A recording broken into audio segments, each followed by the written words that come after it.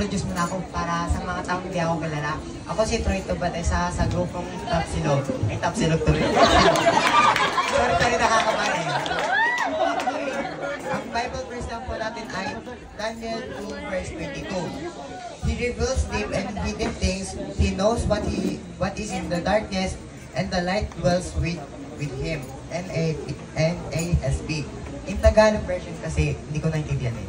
Nagayag ng mga lihim at kaywagaan, nakatalos sa mga nasa kadiliman sapagkat ang liwanag sa kanyang nananahan. Ang maikukwento ko kasi, classmate ko to, chismis kasi kami sa klase, wala kami magawa eh. May, classmate ko, si Ana, na palaging natatakot sa dilim, sa dilim, hindi siya nakakatulog dahil sa takot. Lagi siya tumatabi sa mama niya kasi natatakot daw siya na may multo daw or kapre.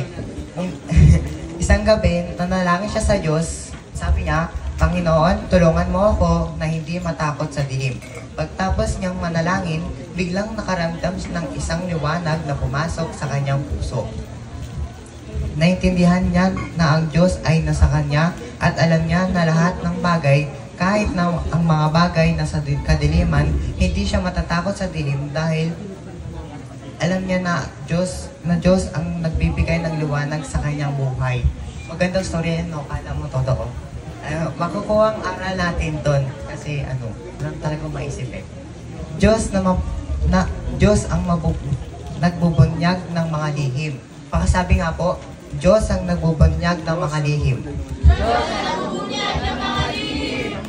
Siyang may kakayahan na ipakita sa atin ang mga bagay na hindi natin alam. Kahit magtago tayo ng mga sekreto sa utak natin or sa puso, malalaman niya ng Diyos kasi siya ang Diyos at malalaman at mababasa niya sa atin at nakaprediction na tayo.